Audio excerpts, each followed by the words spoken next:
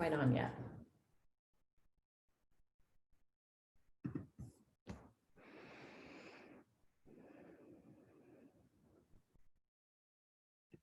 Do I look okay? I'm not sure. You look great. Okay, it's bright enough and everything. Okay, good. Okay. All right. Well, thank you so much, Ashley, for joining us today. We have an amazing session today with Ashley Watkins called 10 Tips to Magnetize Your Resume, Even in a Pandemic. So let me introduce Ashley to all of you. Ashley is a job search coach and a nationally certified resume writer.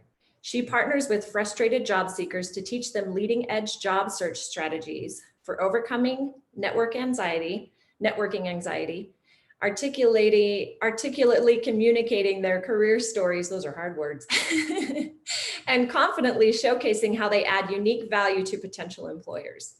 Her strategies position clients to highlight their it factor in resumes, LinkedIn profiles, and interviews, so they land more interviews and job offers at the salary they deserve.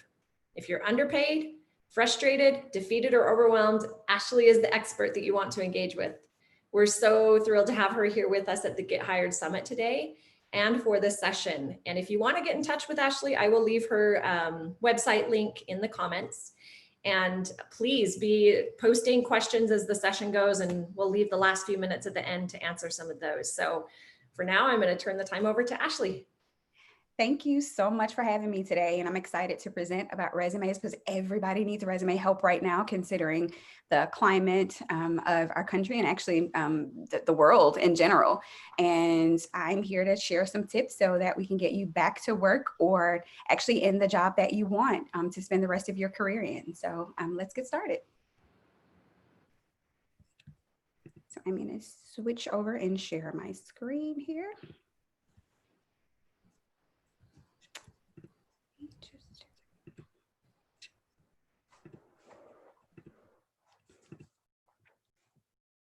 All right, so again, the title of this presentation, I'm going to talk to you about 10 ways to magnetize your resume, even in a pandemic.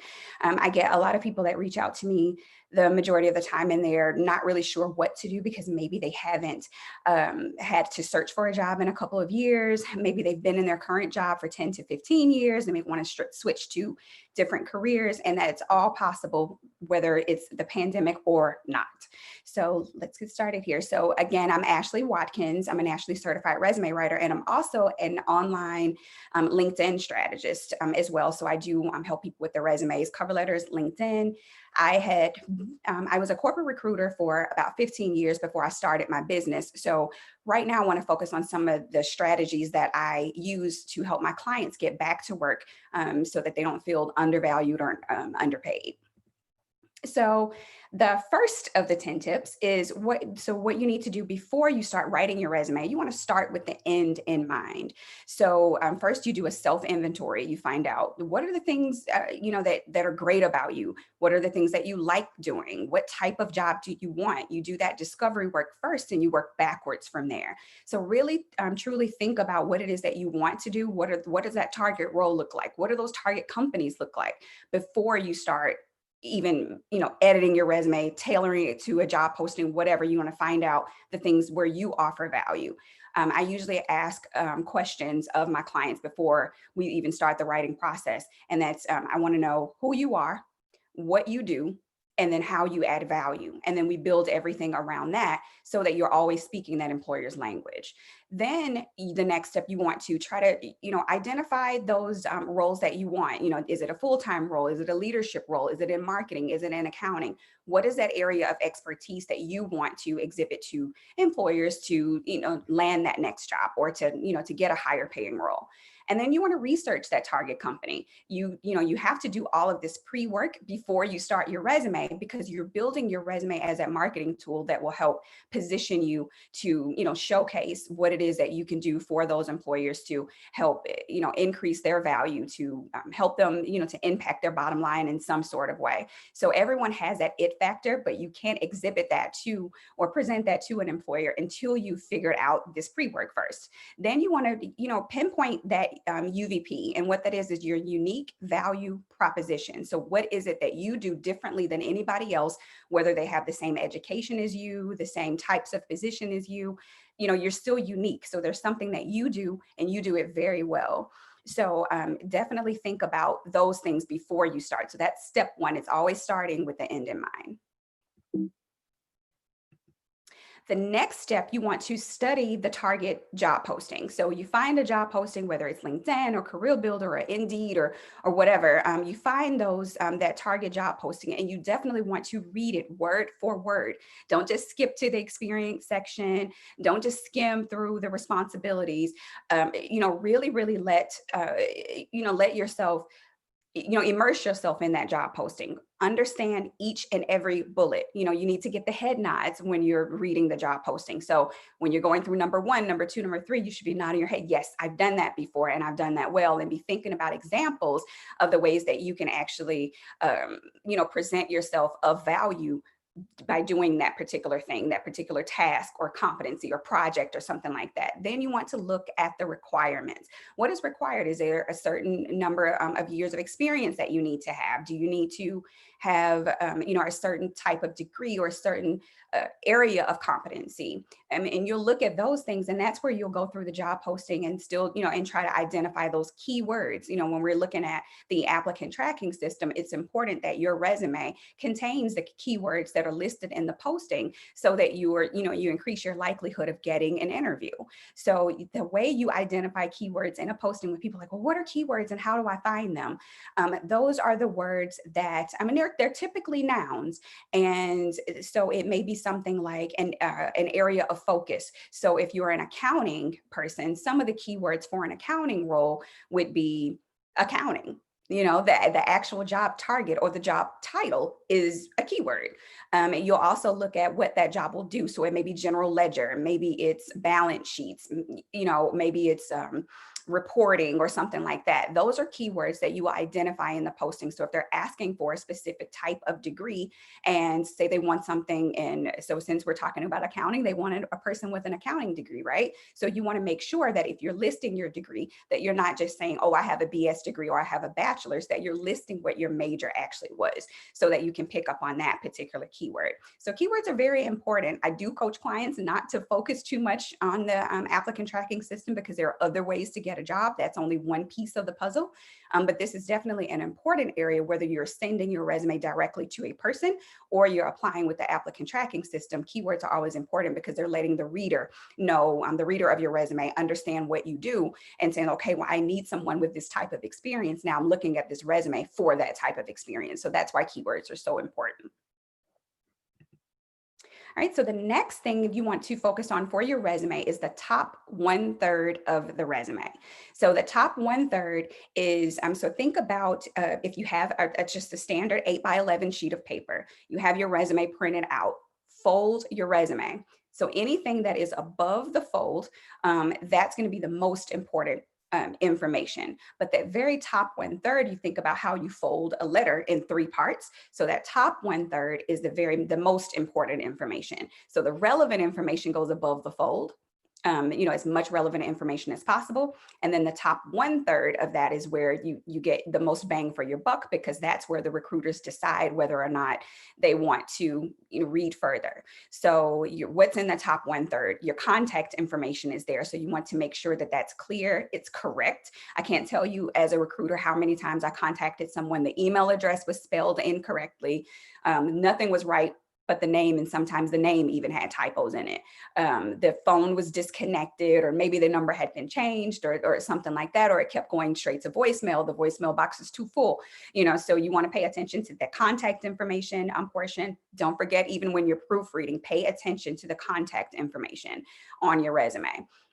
So then you may have a tagline, or you may have a position title. So if you are an executive director of a nonprofit organization, then maybe you're a fund development director. And so that's what's going to be the title of your resume. So I'm like, okay, this person is applying for a nonprofit, executive director, a fundraising role. So here we are. This is all right. So let me read further. Now there's a tagline. So this person is letting me know. So the tagline is pretty much like how Nike is just do it. So it's this quick sentence that explains the value that you're bringing to the table. Then the next part of it may be a description or a summary of who you are as an employee. So this is where you can incorporate your branding, some of your personality, talk about the skills that you've gained over the years, the things that you help employers do, whether it's to drive sales, raise money, if it's to help them avoid tax fraud or insurance fraud, or whatever the case may be. That's what that section of the resume is for, that summary section. It's not an objective, because objectives that they're outdated for one, but they only focus on what you want. So that's, maybe I'm an accounting manager and I'm seeking a full-time role in blah, blah, blah. Well, the employer doesn't care about that, because that's about what you want. And at that point of the hiring process, we're trying to find people who are actually bringing value to us as the hiring representatives. So you want that section to be focused on all the things you do to bring value to the table. So that area should explain who you are, what you do, and how you add value. Then the next section that you may have, maybe right under that, would be a list of competencies or keywords. Some people use this in columns and put it as bullets. Some other people use, just the list. But anyway, you want to have those competencies listed there, so that, again, for keyword optimization, but you also want to let the person reading your resume understand what you feel like your top skills are as they relate to the role that you're applying to. So that's the top 1/3. So again, that's the most important part of your resume. Your resume may be 1 to even 3 pages sometimes, depending on how much experience you have and the level of position that you're applying to, but nothing is more important than the top 1/3 of your resume. All right, then something that we talk about so much, the next thing that you want to pay attention to is quantifying your achievements. I hear this all the time when people say, well, how do I do that? What does that mean? So on your resume, you'll want to have, after you've given the scope of what you were hired to do and maybe some of the challenges that you faced, you'll list your bullets under each job to explain some things that you've done well. So we know what your position was supposed to do, right? So then now you're going to shift over and give an example of how you've done that. So think about your car or your STAR statement, which is the situation, the task, the action that you took, and then the result that you achieved. You use that same type of format to develop your accomplishment bullets. So they will explain things like how you've saved money, how you've made the company money, how you've improved a process, how you've built relationships. It could be how you implemented maybe a training manual or something, or a training program that wasn't always there. So think about those types of things that you've done that's helped to make something better. No matter where you are in your career, it doesn't matter whether you're the secretary, the CEO, whether you are just the IT guy, you add value in some way. There's something that you do that impacts somebody else in a positive way. So it could be another department, it could be your supervisor, it could be the company in general. So maybe what you do doesn't directly impact sales, but maybe it impacts somebody's ability to do their job better. So you think about those types of things. It could be a situation where you help the company avoid some sort of legal risk. It could be a relationship that was completely damaged and you stepped into the role and reestablished that relationship. So you were able to add value in that way. So you always want to have a resume where you quantify your achievements. If you can't think of examples on your own, ask a team member, ask someone who understands the work that you do, ask them if you've ever done something that impacted them in a positive way. That's a great way for you to find out how the work that you do impacts others cross-functionally, because that's usually a major skill that employers look for. Then another issue that I feel like will, it hinders people when it comes to, especially now that we're experiencing the COVID-19 pandemic. People are getting laid off. They want to change their careers. So you have to find ways to fill the gaps, because now it may not be so, so important at this point for you to focus on the gap, because, some people are still in the process of being furloughed and the layoff is very, very fresh. So, but at some point when you start getting to 3 months and 6 months, where you haven't worked, and that gap, if it's 6 months and beyond, you want to be able to explain that. Even if you took a personal sabbatical, I do work with clients periodically that will, take some time off to, to take care of loved ones. Maybe they took off because of an illness. It could be whatever reason. Maybe you were on family medical leave and it ran out. It could be whatever reason. You want to have something to fill those gaps. So things that you could do to fill the gaps on your resume, could be volunteer opportunities. So if you volunteered at your kids' school, I mean, even now with people that are homeschooling, if that's something that you do and that has now become your full-time job and focus, use that on your resume, especially if it's relevant to something that you do. If you're a teacher and you're having to, do things differently in the classroom, keep keep that information fresh. Let people know what it is that you're up to, especially as it relates to COVID-19, because so many companies are making that shift, and that information could be very valuable to that employer. Think about, joining organizations during the time to fill your gaps. Maybe you take a course. Doesn't have to be something that's paid. There are free courses that are offered on, multiple platforms. Several companies like Coursera, Teachable, even LinkedIn Learning are offering free training during the, to help sort of counterbalance the pandemic and the effects that it's had on people. So don't always think about going back to school or taking a class or getting a certification or something like that will cost you something, because there are a lot of free to low cost training that's out there that you can use to fill the gap in your resume. When you're asked about the gaps, don't focus a whole lot of time on, if you have to answer this question in an interview, focus on what the actual reason was. So if you took a personal sabbatical to take care of a family member or something like that, or you were laid off due to COVID-19, say that, move on quickly. Now get back to your value. No matter if the question, it forces you to give a negative answer, you really don't have to keep that tone negative. You have a lot of control in your interview process too. You also have a lot of control with how information is interpreted from your resume. So, make sure that you always shift it back to the positive, being what it is that you do to add value. It always comes back to your unique value proposition. So even if you're shifting into another career, which some people are like, I don't know how to make this change, but there are some clients that I've worked with that, the shift didn't seem so likely to me initially. And then when we started really digging down and finding out how we can draw the parallel between what they've done already in their career and then how it's prepared them to do something different now, and then it starts to all make sense. But you have to translate that information and make sure that you're explaining these things, on your resume or in your cover letter as cleanly as possible, so that people get it. It is possible for you to change careers in the pandemic. It's completely possible. I have clients that do it all the time. It just takes some creativity, a lot of networking, and a great resume. So again, fill those gaps at all costs. The number 6 is very important. I want you to remove those overused phrases, outdated sections of your resumes, like the objective section.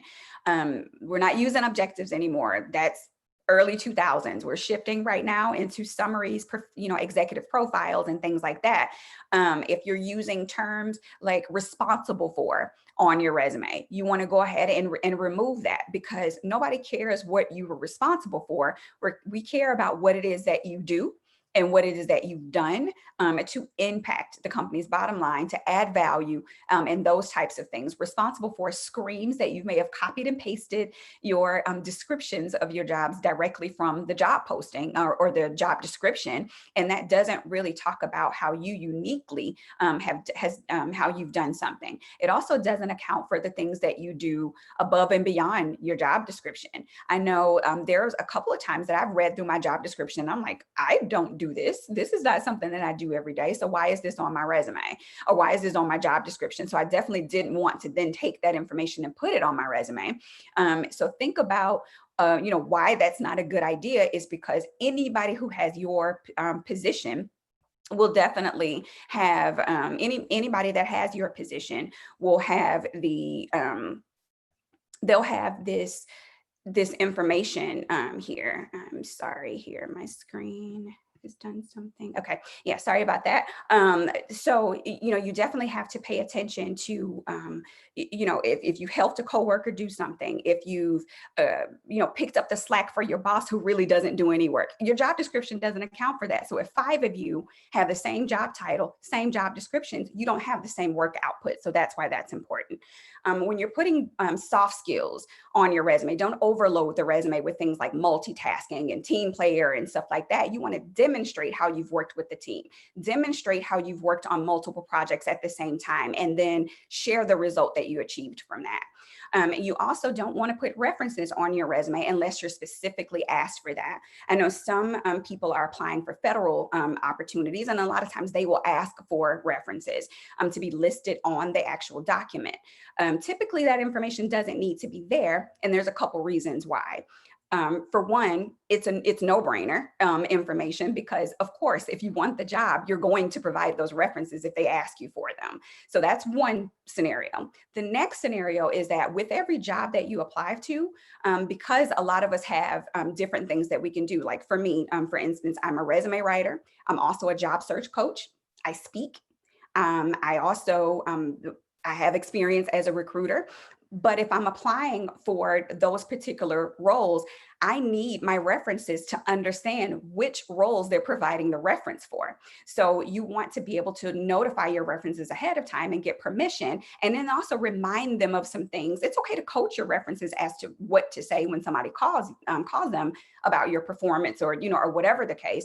But you want to be more prepared than that instead of just pushing your information, that person's information out there, and then anybody can call them whenever they want. You want to have more control in the process. So that's why you definitely don't want to list those references on your resume unless one particular job opportunity is asking for that. So again, remove all of those overused phrases and all of the outdated sections from your resume so that you can free up that real estate in that space for the more information about how great you are and how you add value to that particular target company. Then you want to cut the fluff. Just remove it, cut it out. A lot of times we put extra things in that don't really add any value. They don't speak to your performance. They don't speak to how great you are, and they really bore the reader. When somebody's telling a story and they say, "Oh, I have a great story to tell you," whatever, and it's long and drawn out. You kind of want them to get to the point, right? So you definitely want to, stick to the facts. You want to keep it short, sweet, and concise. So, and you don't want to make empty promises. Some people start out their document with, "Oh, I'm an award-winning whatever," or top performing this, but yet they have nothing to back it up throughout the document. So that's an empty promise that it kind of leaves me a little bit underwhelmed. It's sort of like when you have some of these movies that have bomb trailers, and you're so excited. Now the movie is released and you're ready to watch it, and you're like, nah, like this was nothing. That's kind of how it feels when I'm reading a resume when somebody's telling me how great they are, and then they're not backing it up at all. Also, again, like I said, going too heavy on the soft skills. Communication skills, interpersonal skills, teamwork, all of those things are important, but I don't need you cramming those words into the resume just for the sake of letting somebody know that because you think that's how it's supposed to be done. Soft skills are to be demonstrated, not to be, just listed, this long laundry list of soft skills, on the resume. And I still want to know, like, is this true? How do I know that you really do know what you're talking about? Some people put their high school information on there. That's not necessary if you have a degree already. Your high school information isn't important unless you may have moved to a different area, and then you want to alert the person that's reading your resume that you're from the area. So if you've relocated and then now you want to go back to maybe your hometown or something like that, you want to remind people that that's where you're from. So that will be one of the exceptions that I would say. And then also if your high school, if you had some amazing achievement that happened in high school, maybe you were able to, maybe study abroad, or you were a part of a whole lot of projects, and you're more of an entry level employee, then something like that could be, definitely a benefit to you to keep that information there. But generally speaking, the average professional is not going to ever have to list their high school information on their resume. If your resume has too many bullets for your older position, so say you worked in a position 10, 15 years ago, well, you shouldn't have 20 bullets for that position and then 2 bullets for your current position. Because the further and further you go back, the less and less relevant that information will be. So you definitely want to keep those bullets. The further you go back, you minimize those bullets. Words like "in order to," that's something that you want to cut out on your resume. If you remove that, the sentence still makes sense, more than likely. If it does, cut it out. So read your sentences on your bullets or your descriptions on your resume and see if you can remove some words so that it's shorter. Because sometimes you can take sentences that would be 28 words long and you can chop them down to maybe 15 or 16 just by being more concise. And so you can remove words on your resume, like all of your articles, a, and, the, you want to remove those words because they're just understood. And even if the words are not on the page, your brain is automatically going to read it as such, that those words are there. So in resume tone, resume language, you don't list those words. You also don't use personal pronouns. Those personal pronouns are understood. So I definitely would suggest removing those things, especially including but not limited to. That's something that I see a lot of times on resumes too, which really isn't necessary. And then again, you can always tell when somebody has copied and pasted their job description directly into the resume because they have other duties as assigned listed there. And that's prime example of job description language. So yeah, cut the fluff. Then again, like we talked about, we want to keep it short. But, there's been great debate about a 1-page resume, a 2-page resume, or a 3-page resume. Is that okay? Your resume needs to be as long as it has to be to explain how you add value. Again, everything goes back to value. Then you want to, so when you're trying to decide, okay, how do I cut information? How do I make it shorter? How do I keep it simple? You can do things like adjusting your margins. If you have huge margins on there, say like a 1-inch margin for a resume, that's a pretty big margin. You can make that margin more narrow, but don't go below, I would say 0.5 or a 1/2-inch margin. That will give you more reading space for the resume, giving you more prime real estate to list where you add value. And then it could take maybe a 1.5-page resume sometimes down to a 1-page resume just by adjusting your margins or adjusting your font. So fonts, I would say keep it between 10 and 12 point font. And then you can, adjust be flexible and kind of play around with the fonts to see where you get the most bang for your buck. I typically have the majority of my clients, I would say a good maybe 97% of them have 2-page resumes. And then the other percentage either have a 3-page resume or they may have a 1-page. 1-pagers are typically what I see for my entry level clients. So, don't be forced to use that 1-page resume because it's not always necessary. Then formatting. Formatting really does make a difference on your resume. You don't have to go with all the bells and the whistles, with all of the design elements and things like that. There are things that you can do. I'm not a very techie person. So when it comes to, that information, I get, kind of scared when it's time to, update the information and everything on, on a particular resume, or update something on, on any format if it requires a whole bunch of formatting. So I definitely would say that you want to, try to minimize that information as much as possible. Then, so you can use things like very simple formatting things that you can do: borders, shading, bolding, adding color. That's something that you definitely can add there. And then you want to make sure that your format is consistent. So if you're using round bullets for your accomplishments in one section, make sure that you're using round and not square in another, or not check marks or something like that. Be consistent. You want to have enough white space to give your resume area to breathe. So you want to put, definitely take into account how much space you have between positions and sections. Make sure that everything is consistent. And then again, like I said, the border shading and color and stuff that adds interest, it draws the eye to certain things like your section headers, like if it's your professional history, if it's your education and all of those things, then formatting definitely helps to draw the reader's eye, to have a consistent flow down the document, to keep people engaged with what they're reading. Then the last thing that I want to share is, and this tip is not necessarily about building the resume, but don't forget to network. Networking accounts for the majority of the job offers that I've made throughout my 15-year career as a corporate recruiter.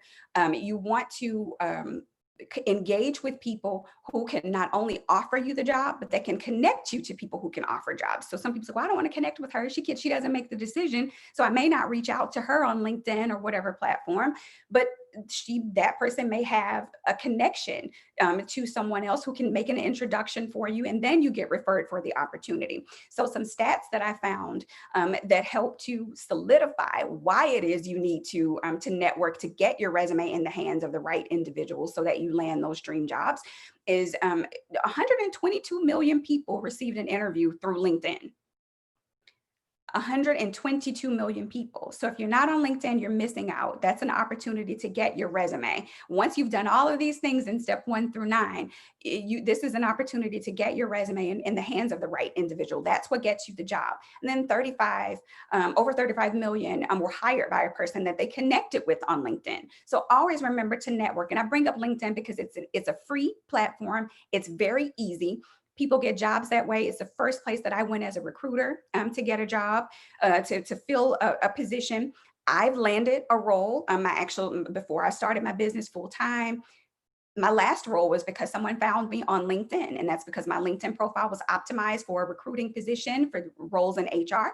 I was discovered and I accepted the offer.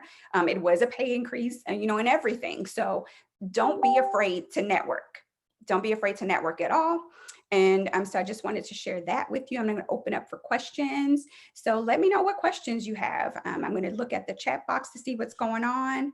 And yep, so just shoot.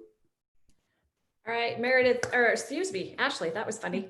I was just reading Meredith's comment. I have some questions here all ready to go, and then I'll keep monitoring if new ones come up. Cool. But Rob is asking that he identified a place or a position that he wants to work at. He did a follow-up email after submission, and they're taking their time to review applicants, which is pretty normal. He wants to know how soon he should do another follow-up.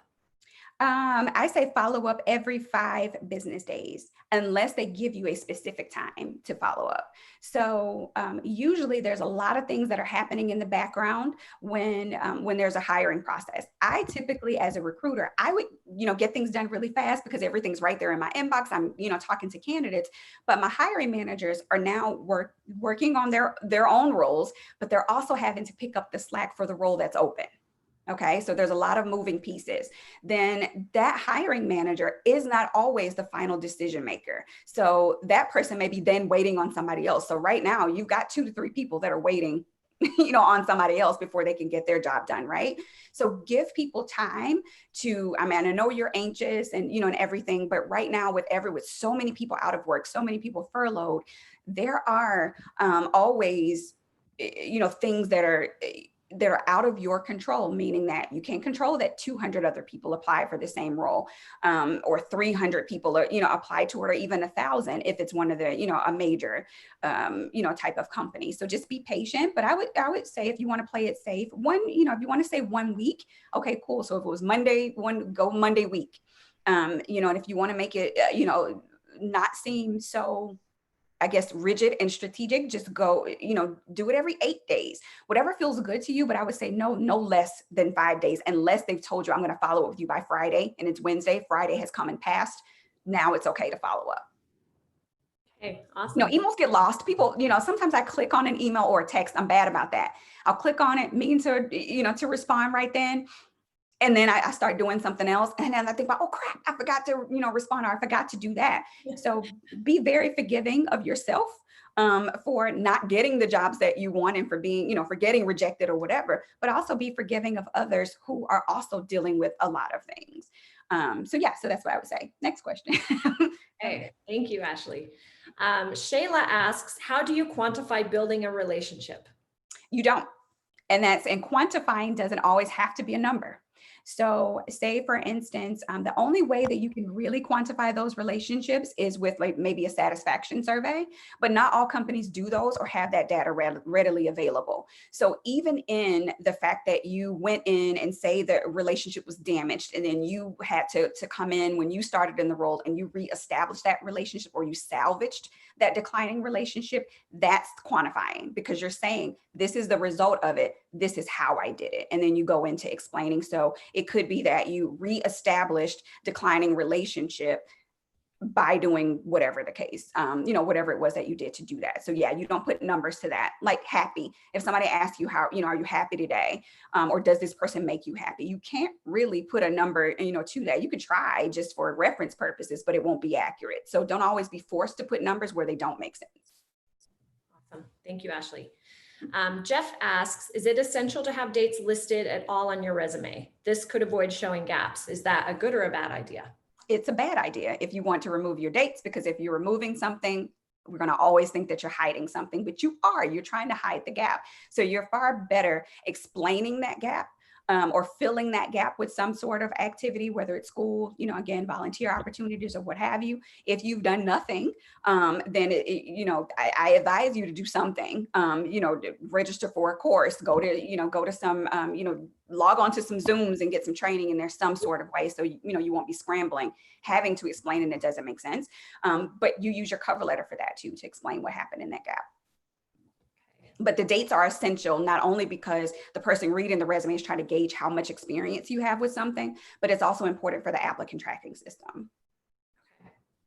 Rob asks another question. He wants to know, what does one need to make a pivot in a career change? You need to be able to show your transferable skills. So recently, I had a client who landed a role. She was a kitchen supervisor at a prison, and she wanted to go into phlebotomy. What does one have to do with the other? And so what I did was focused on, okay, what's the core of what they would need for somebody who draws blood, who works at a doctor's office, who works in that healthcare setting. And so what we did was we had to draw the parallel between the safety and, safety precautions, the bloodborne pathogens, that kind of health related training that she had within that kitchen supervisor role, and translate it into what she did, from a practical standpoint, what she would be doing in that phlebotomy role. So that's what you're doing. You're looking at, what is it that I do right now that's similar to what I would be doing, or demonstrates that I'm capable of doing what I want to do in that target role. And so that's where you begin the shift. So you'll do that self-inventory first before you start writing, and then going through the posting and saying, I didn't do this exactly, but I did do something very similar, which was this. And that's where you give your example. Great. Thank you, Ashley. So a couple of questions that have to do with gaps, and I think that you could probably answer both of these at the same time. Okay. Olivia is asking, where should you typically put the gap filler on your resume? And then Araceli, I'm so sorry if I say that wrong. They are saying, if we have a gap in recent work history, should we actually put that on the resume, or should we just explain it in the interview? Okay, so there's several ways to do all of these. There's no wrong or right answer. And sometimes you have to play around with different things, because people are different. The perceptions are different based on industry, based on whether, what's the person's situation that's reading the resume. So for me, as a woman, I understand when somebody tells me they've taken 6 months off work to raise their kids. Well, a 20-year-old man may not necessarily understand that, or it may not resonate with that person. So, based on your audience, you have to know your audience first before you decide what you want to put, and then be flexible with that. So I would say, you can explain your gap directly on your resume. You can put a one-liner there, at the top of your professional experience before you'd even start listing your jobs. Just to note, between 2015 and 2017, there was a gap because I took time off to take care of, my family, an ill family member, or I went to school, or, or whatever the case. or you fill the gap with what you actually did, and you would do that directly on the resume as if it was a position. Then you can also explain it on your cover letter, because not everybody will read your cover letter, but everybody will read that resume. So if you will, potentially there's more likely to read that resume than they are the cover letter. So if you explain it in both places, it won't get missed. Awesome. Thank you. This is a really great question from Irene. She says she's been having trouble with her internship descriptions. Oftentimes she can't write anything significant because her responsibilities don't allow her to make much change for the company. How would you recommend that she proceed with that? I would say you may not be able to make a lot of impact in your position, but you've learned something. You've helped someone who does make an impact. You've supported, something. So that the goal of your internship, and you may consider trying to find another internship if that's, if it's at all possible, or finding something to complement that internship. If you're not, able to make a bigger impact, you can show how you've done something to, create something different. Maybe again, there may be a process that wasn't always there, or maybe something that you could do to decrease the time it's taking for paperwork to get processed or something. Find a way that you can make an impact and see if you can create it on your own, but otherwise focus on those competencies that you've learned, and the value that you've brought to yourself there. Awesome.